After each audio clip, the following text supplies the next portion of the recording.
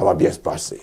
Ah, ça va bien se passer. Et c'est reparti pour les perles de Twitter. Aujourd'hui, c'est au tour de Pantoufle, un streamer de presque 70 000 abonnés, qui... Attends, quoi? Ah ouais, quand même, il pèse dans le game, le mec. Bref, par le biais de ce tweet, il tente de faire comprendre à Psycho ce qu'est le racisme systémique. Et vous allez le voir, c'est plutôt rigolo. Alors, voici le tweet, et pour que tout le monde comprenne bien, je vous mets la vidéo. C'est parti. Vous avez changé de nom et de prénom. Ouais. Vous vous appeliez Hamid Aït Taleb, vous êtes devenu Xavier Leclerc. Vous dites j'avais hérité du nom de mon père qui n'était pas compatible avec un emploi qualifié. Vous n'auriez pas eu tous les jobs et la carrière que vous avez eu si Non. vous Non. Non, c'est malheureux de l'admettre, mais c'est un constat. J'avais 2 masters à la Sorbonne et pas un seul appel pour un entretien. Des centaines de CV envoyés. Je suis loin d'être le premier à avoir vécu ça. Et au moment où je change de nom, en traduisant Aït Taleb par Leclerc, je reçois des centaines d'appels. Voilà, et depuis, je précise que je n'ai jamais postulé pour un poste. On est venu me chercher à chaque fois. Depuis que vous vous appeliez Xavier Leclerc. Ouais.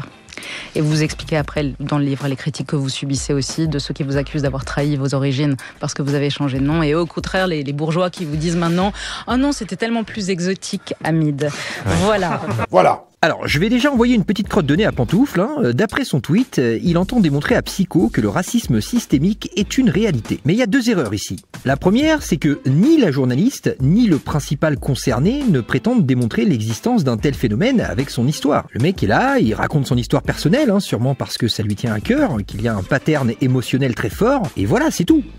Il est pas là en train de dire « c'est la preuve que... blablabla ». Non. Et deuxièmement, si tu veux démontrer l'existence d'un phénomène, la pire chose à faire, c'est mettre en lumière une expérience perso. Non, parce que à ce compte-là, moi je te prouve que le racisme anti-blanc, ça existe. Bah oui, parce que quand j'avais 20 ans, true story, attention, il y avait un gros Renois, bien stock, qui est venu me voir en soirée et il m'a mis une droite juste parce qu'il aimait pas ma tête. Ouais. C'est quoi ton projet? Bref, j'ai ramassé mes dents, je suis rentré chez moi, ça s'est fini au tribunal, je l'ai soulagé de 1500 €, tout est bien qui finit bien. Et donc, c'est la preuve que ce phénomène existe, car je l'ai vécu. Bah non, c'est juste le mec qui m'aimait pas, c'est tout. Bref, on voit bien ici qu'une expérience perso, c'est le pire argument pour démontrer l'existence d'un phénomène. Bon, psychodélique maintenant. C'est le moment que vous attendiez tous. Alors, ça va être plutôt rapide, parce que comme vous pouvez le constater, le niveau d'argumentation est exactement du même niveau.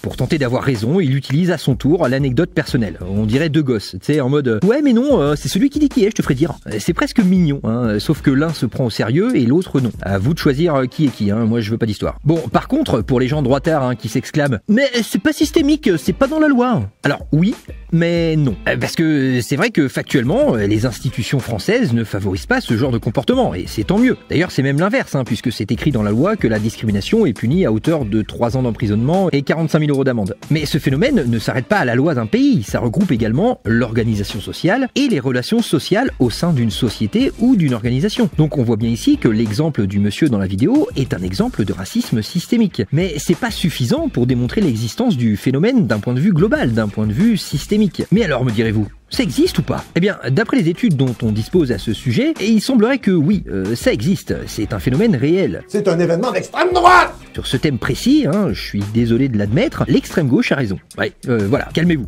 désolé, pas taper. Calmez-vous.